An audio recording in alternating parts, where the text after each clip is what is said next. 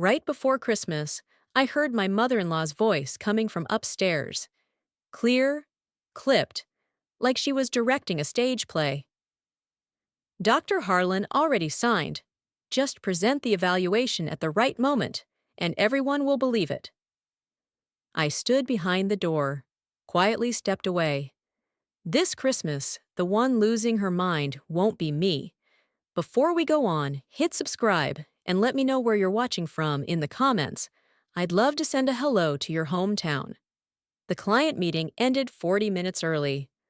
I drove home at 3:15 instead of 5, turned off the engine, and sat for a moment replaying today's conversation, reminding myself not to overlook a single detail.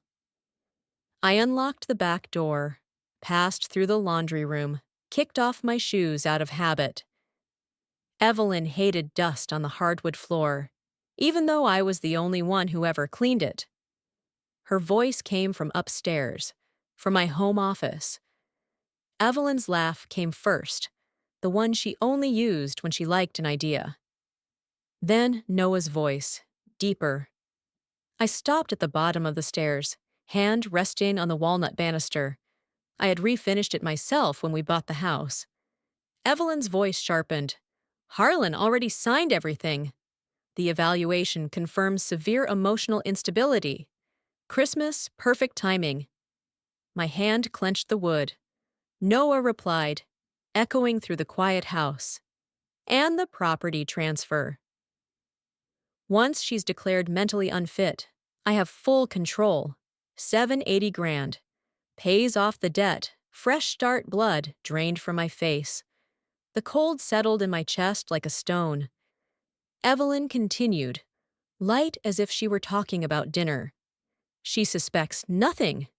In 2 weeks, the house will be in your name. I didn't move.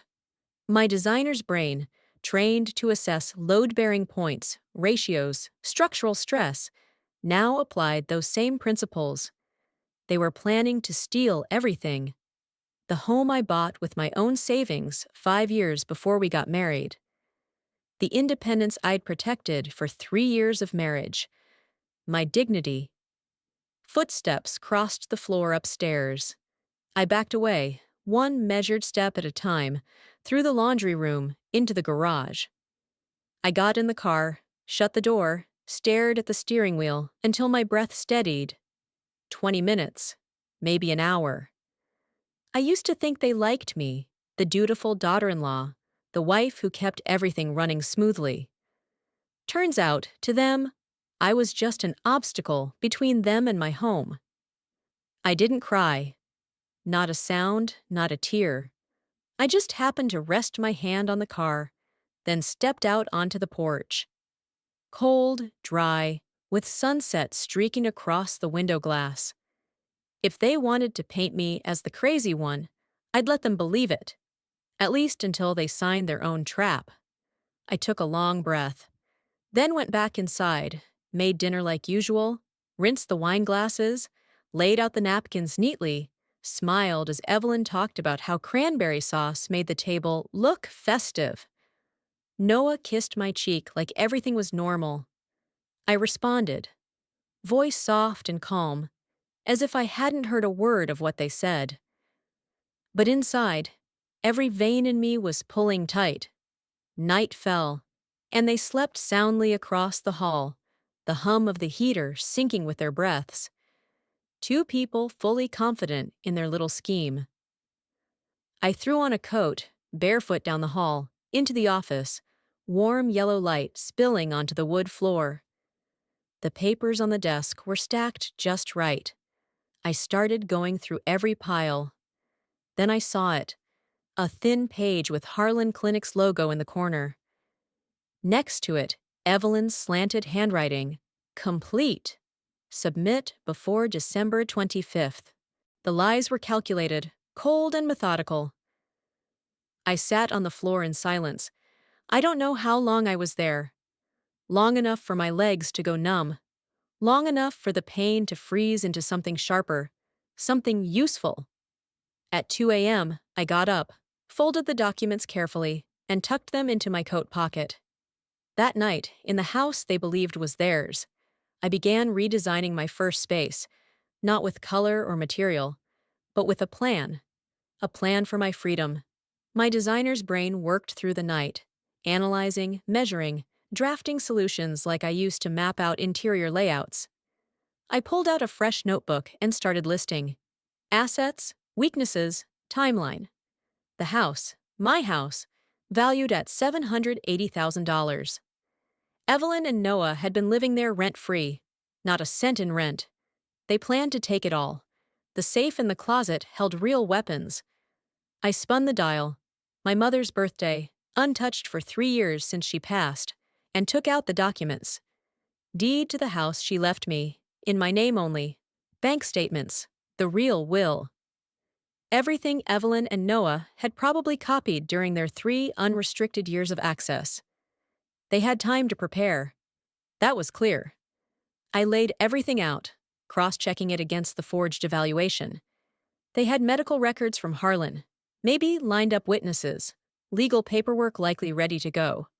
This wasn't impulsive. It was calculated, systematic, almost professional. And my design instincts kicked in exactly when they needed to. Every problem has a solution. Every structure has a weakness. If they wanted the house, I would remove the house from the equation. Simple. Sell it before they could lay a hand on it. I sat in front of the screen, typing the words, "Procedure to determine legal incapacity in Arizona." The results loaded slowly. The internet in the suburbs was still terrible, as always. On average, it took 2 to 3 weeks from the filing to the hearing. They picked Christmas to strike, which meant I had at most 8 days, maybe less if the petition had already been filed, and I hadn't received notice yet. 3 years of living together, I paid every bill, maintained the house, prepared every dinner, and this was their gratitude. I stared at the forged report still lying on the desk, silent for a few seconds. Fine, they wanted to play legal games. I knew the law, too. I'd spent my life designing structures. I knew how to build one and how to make it collapse. I opened my notebook and wrote the title, 8-Day Plan. Objective: strip them of all financial control before they could act. 8 days to sell a house. Insane, maybe impossible. But I'd done impossible things before. At 8 a.m., I made the first call. To a notary office in Phoenix. The woman's voice on the other end was young and brisk. I said I needed to confirm ownership and requested an urgent same-day appointment. She said there was one slot left at 11. I took it immediately. Then I photographed the forged report, uploaded it to an encrypted cloud folder. I placed the original back on my husband's desk. They couldn't know I had found it. Evelyn left the living room at 9, and Noah right after. He didn't notice that his wife hadn't slept beside him that night. I had made coffee, sat at the kitchen table with the newspaper spread out, the picture of normalcy. Mother-in-law checking in. Are you all right? You look tired. I looked up at Evelyn, making sure my fatigue looked just believable. Client canceled early? Nothing serious. You two have plans today? Noah squinted at me. You sure you're okay? You seem different. I gave him a flat smile. Just thinking about Thanksgiving? Big family dinner. It'll be memorable. Noah left at 9:30. His truck rumbled down the street. My mother-in-law went off to her social group, reminding me before she left that her red Christmas dress needed to be hand-washed.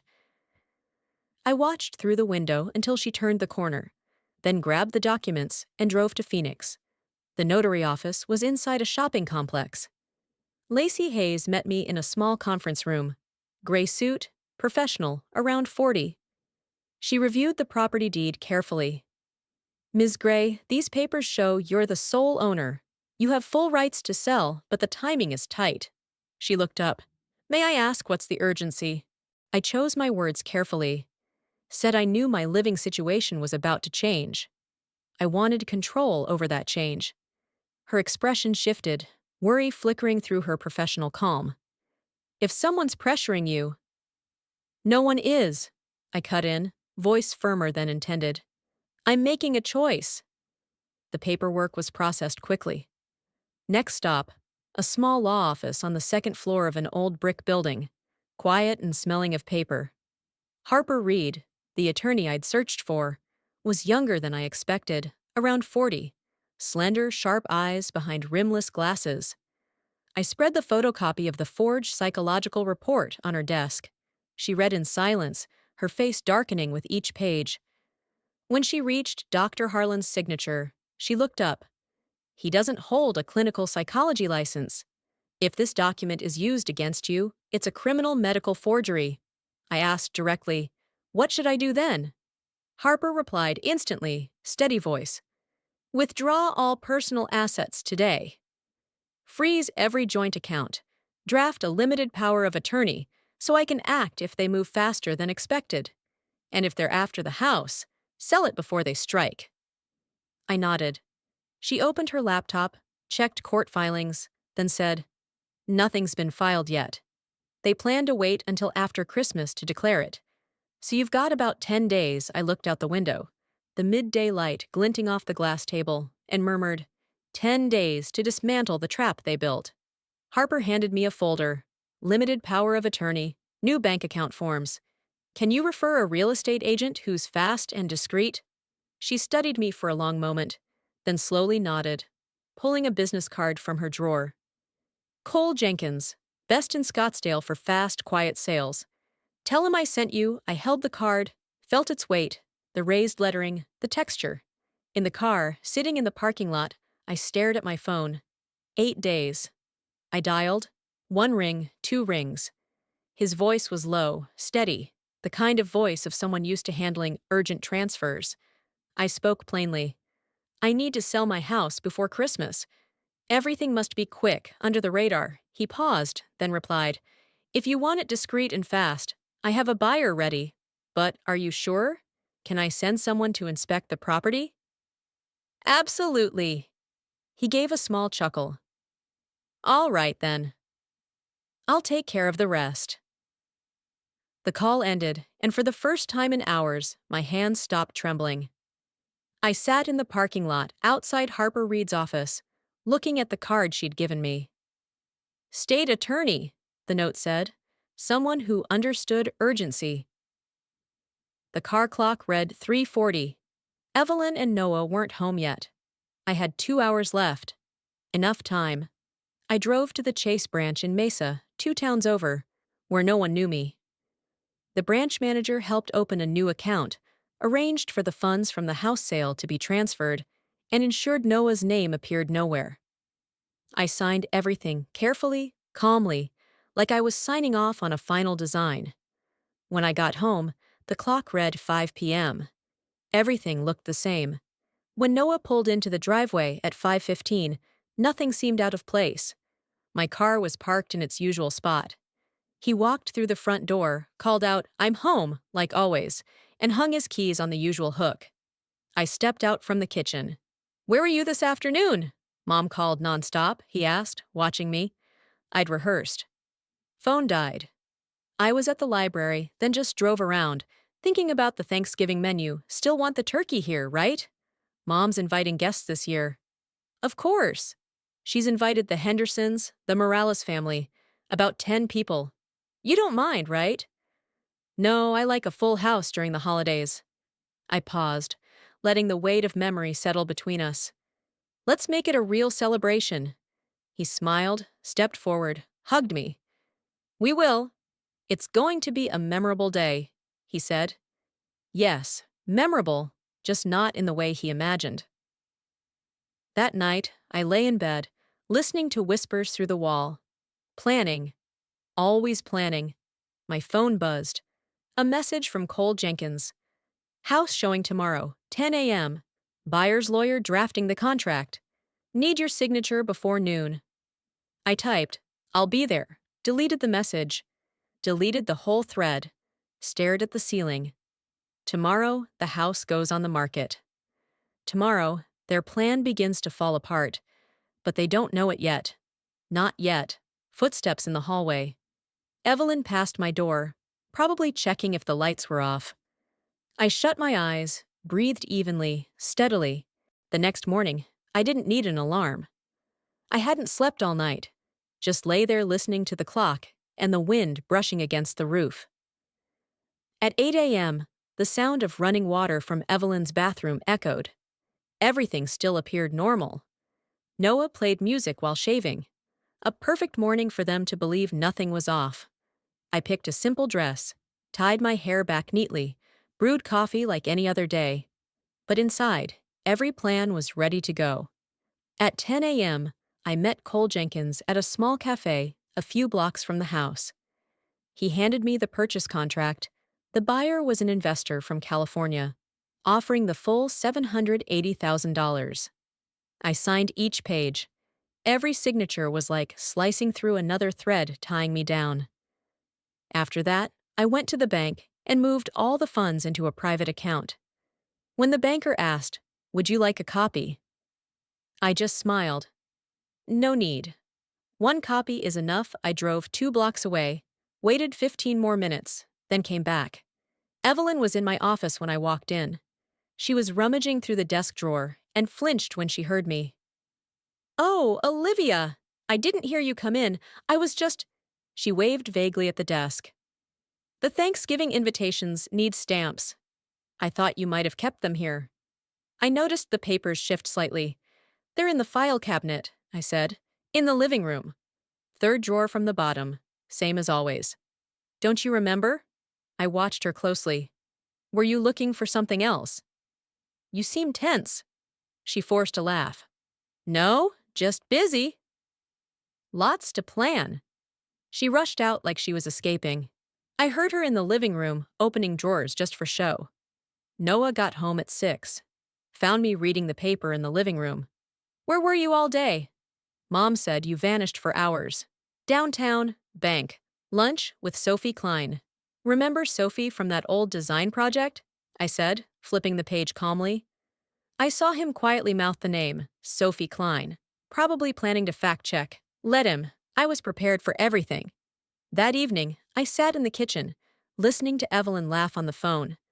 I stirred my tea in silence, letting the scent of mint rise into the air. My phone buzzed. A message from Cole. "Closing confirmed, 2 p.m. Wednesday." I looked at it, then deleted it immediately. 2 p.m. Wednesday, this house would no longer belong to them. That night, Evelyn passed by the hallway, paused outside my door, gently knocked. "Sweet daughter-in-law, don't forget to make mashed potatoes this Christmas. Noah loves that dish." I replied softly, "Yes, I'll remember." The door closed, and I smiled. In the next room, they were laughing, chatting about their plan to have me evaluated on Friday. I opened my laptop, checked the transfer. $780,000 had landed in the new account. Fully clean, fully mine. On the other side of the wall, they were dreaming about a house they thought would soon be theirs. As for me, I was just waiting for Wednesday, the day everything would end, cleanly, legally, and irreversibly. Christmas. I looked at the clock, 5:47 a.m. Evelyn and Noah wouldn't be up before 8. Plenty of time. The suitcase was lighter than I thought. Neat, organized, packed only with clothes, documents, and some cash. I walked down the stairs, paused at the bottom step, listening to the house breathe quietly. Every creak was familiar. The wooden steps I'd polished by hand, the window where the first morning light used to fall on my desk. I stepped into the office, the room Evelyn had been secretly searching all week. Opened the right-hand drawer and placed a white envelope inside. On the outside, I wrote clearly, "Noah, read this." Inside was the notarized contract for the house sale, along with a letter I wrote at dawn. "You wanted documents? Here's the only one that matters. The house has been sold, which means it no longer belongs to me. Merry Christmas. Enjoy what's left of your broken scheme." I took photos of everything, uploaded them to the cloud, proof of absolute clarity. At 6:15, I loaded the suitcase into the trunk, started the engine, took one last look at the house. The porch light I'd left on from the night before still cast a glow across the lawn. I reversed out, didn't look back. Phoenix was still half asleep when I arrived at the hotel. The receptionist smiled brightly and asked, "Traveling early for work?" I replied quietly, "Not exactly. I'm just leaving at the right time." She didn't understand, but nodded anyway. I paid in cash for 3 nights. The room was small, overlooking the city. I hung up my clothes, laid out my documents, placed my phone and laptop on the desk. Harper, Cole, and the bank account were all set. At 9, I called. "Harper, it's done." "The letter's in the drawer," she answered, voice calm but warm. "Good. Now we wait." I looked out over the Phoenix skyline. For the first time in 3 years, I was in control of my life. The morning passed slowly. I sat by the window. By noon, I checked my phone. I knew it was coming. The call, the discovery, the explosion. Part of me wanted to turn it off, disappear completely. But no, I needed to hear it. Hear the moment he realized everything he plotted had fallen apart. My finger hovered over the power button, then pulled back. Let it ring. Let him panic. Let him feel what betrayal feels like from the other side. 2:03 p.m. The phone lit up. I let it ring 4 times before picking up. "My husband. Where have you been all morning?" "The guests are arriving." "The Hendersons just got here. Everyone's asking about you."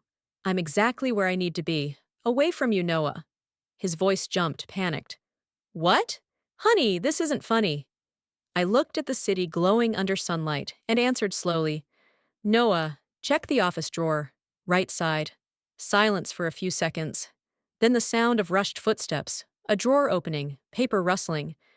I pictured the moment he pulled out the envelope, his eyes reading line by line, and the scream that shattered like glass. "She sold it! She sold the house! Just days ago!" I held the phone away, recording the entire call. Chaotic noise, Noah yelling, Evelyn's voice shaking with rage. "What the hell did you do? What did you sell, Olivia? Get back here now." Madness. I switched to speaker, placed the iPad close, kept recording, capturing everything. What I did was protect property from thieves. The house sold Wednesday. Escrow closed. Money's in my account. It's done. He shouted back. "Done?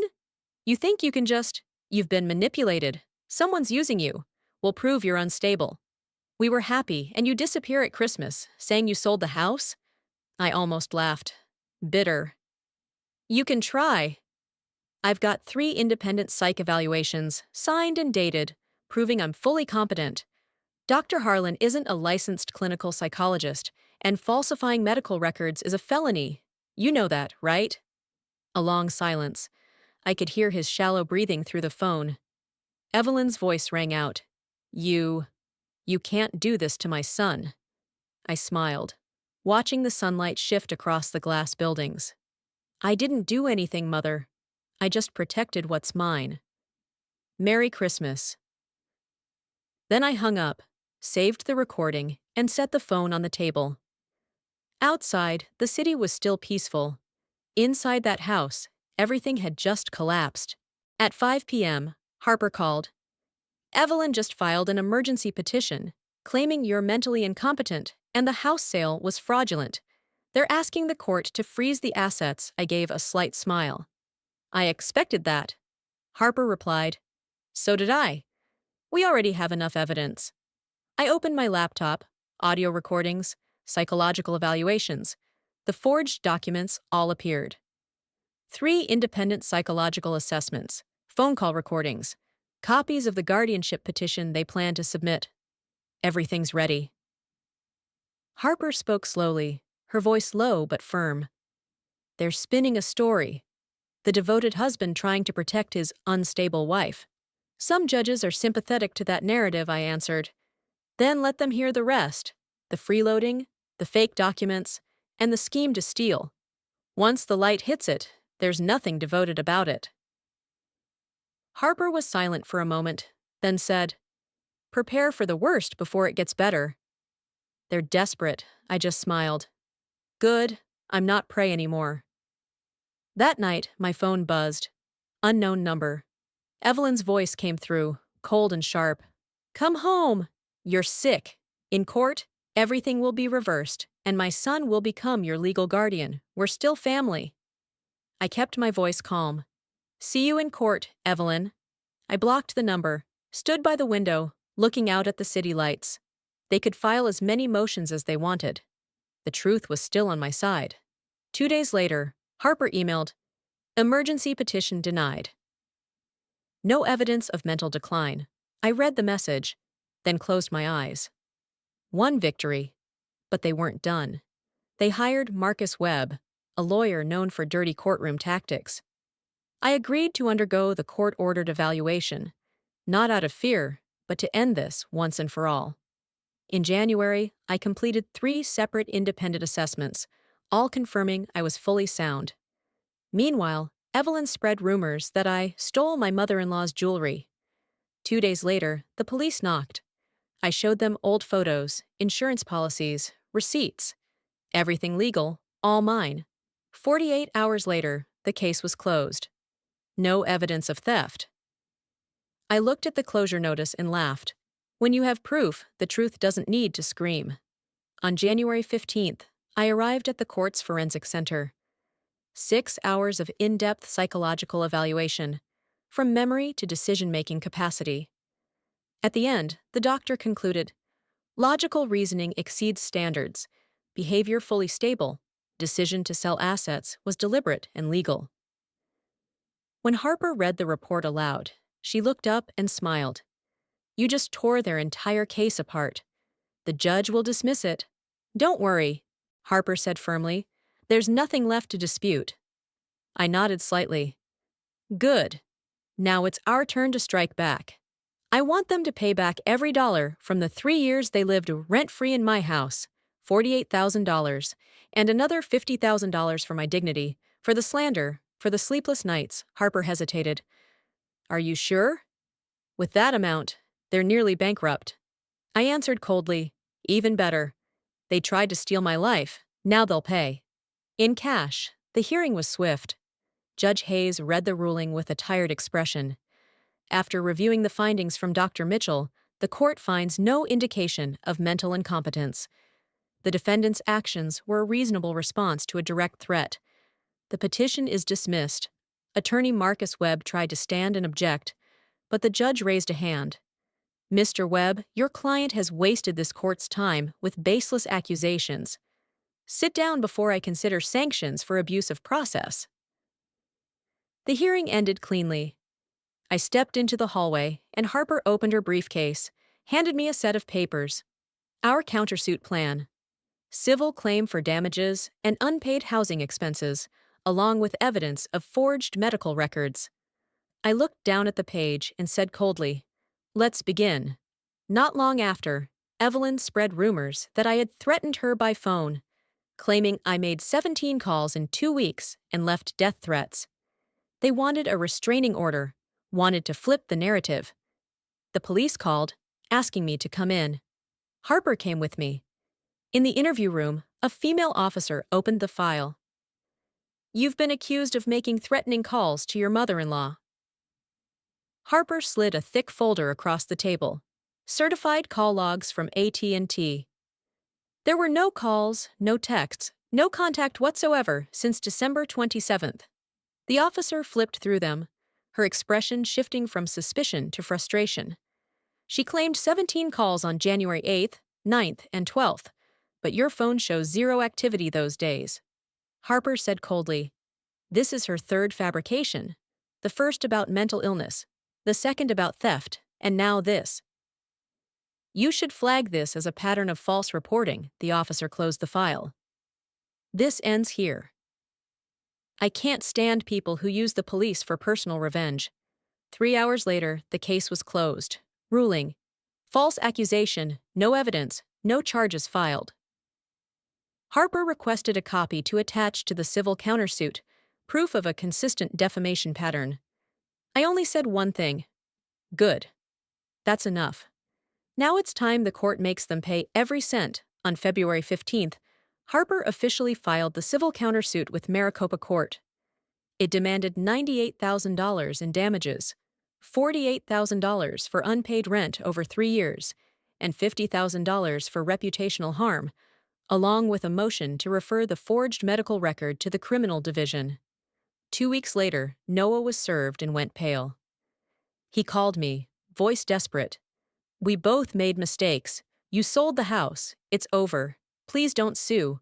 I only have $20,000 left. Take it. Let's end this." I pressed record and replied calmly, "You thought you'd walk away with $780,000. Now you think $20,000 is a deal?" "I don't need pity money. I need justice." He went silent. On March 15th, at the hearing, I sat beside Harper, with a full timeline laid out in front of us. 3 years of scheming, forged documents, recordings, psych evaluations, police reports. Judge Morrison reviewed everything, then brought the gavel down.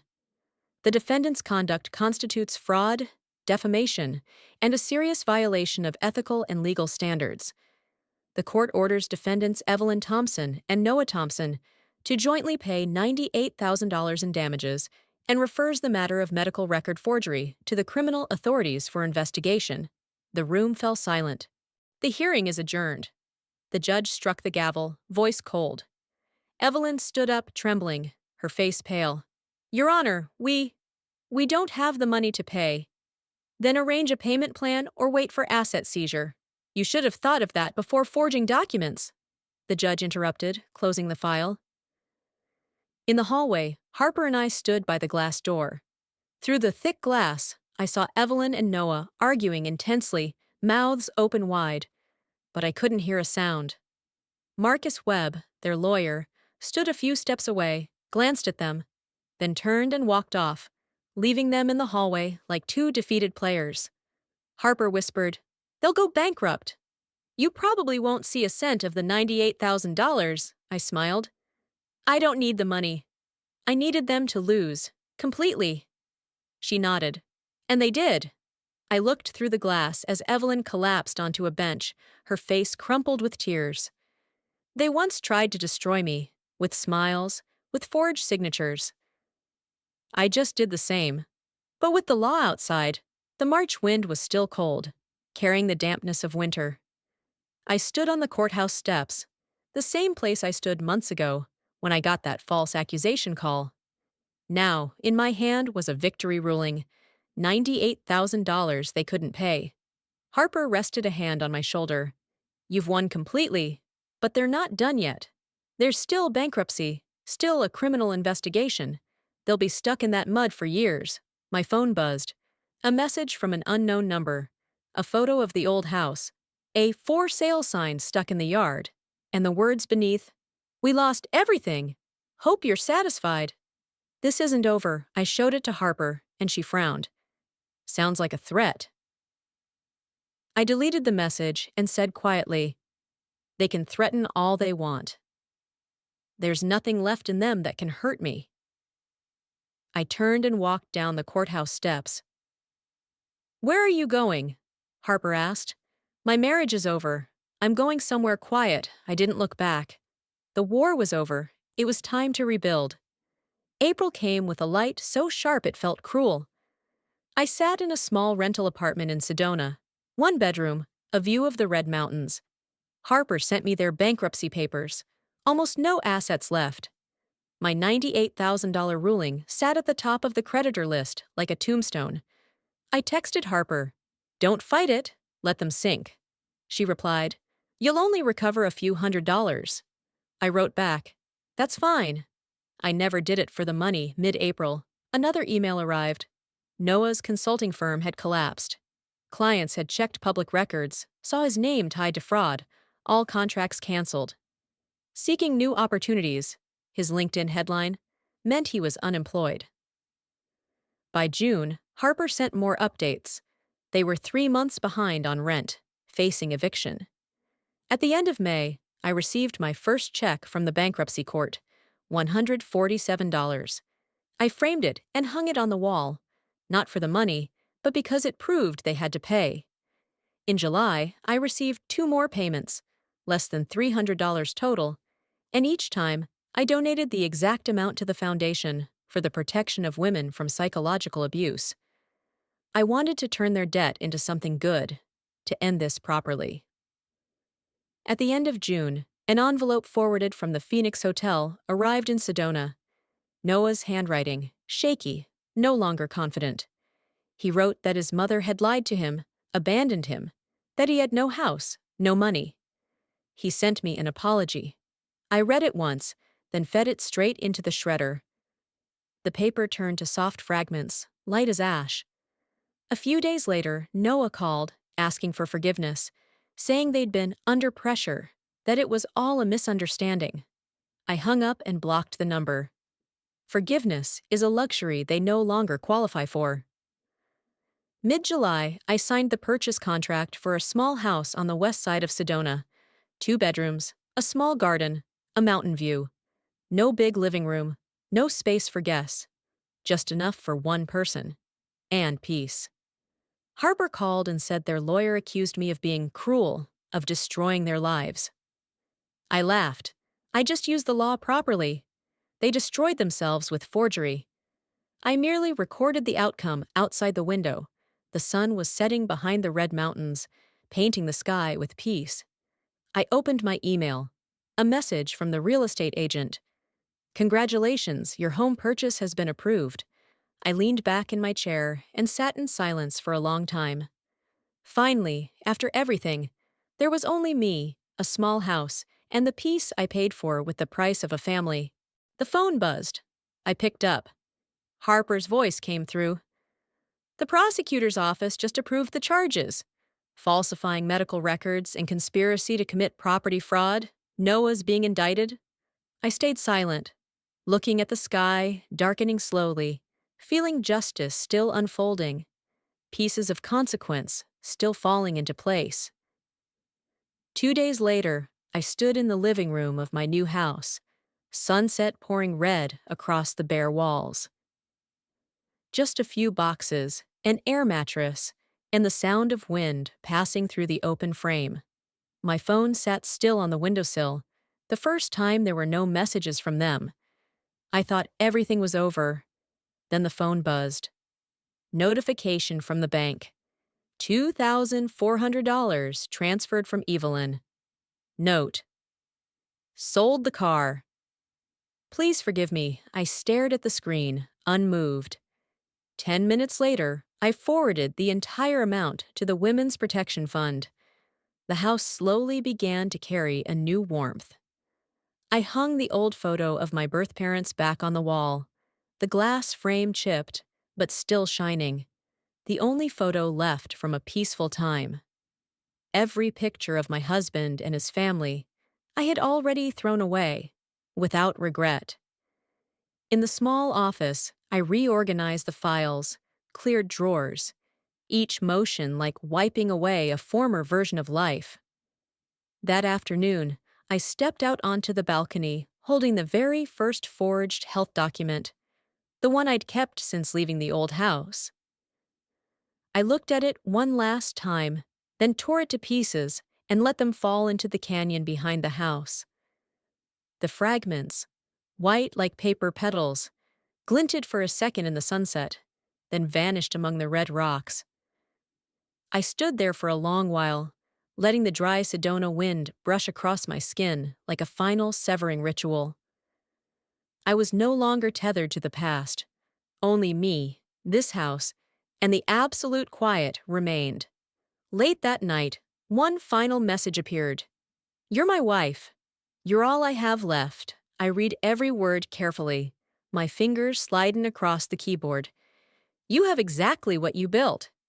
So do I. The difference is, I built mine with the truth. Sent. Then I blocked the number, powered the phone off. All sound went silent. I leaned on the railing, watching the mountains darken into the night. From somewhere deep inside, no anger, no affection left, just a calm, weightless emptiness. That night, I finished unpacking, folded clothes into the wardrobe, plates onto the shelves, switched on the new security system. The doors locked, the codes changed. No one but me could enter. I stood in the empty living room, the light reflecting in the glass pane, showing the face of a woman who was once seen as a victim, now the architect of her own life. Free, safe, untouchable. Tomorrow, I'd keep unpacking, set up my workspace, then walk along Sedona's trails. The life ahead of me, a new blueprint. I no longer live to fight anyone, but to rebuild myself. And this time, every single brick is named truth. If you've ever been told you're not strong enough, tell your story. Hit subscribe to follow the journeys of those who reclaimed their voice and turned their pain into power.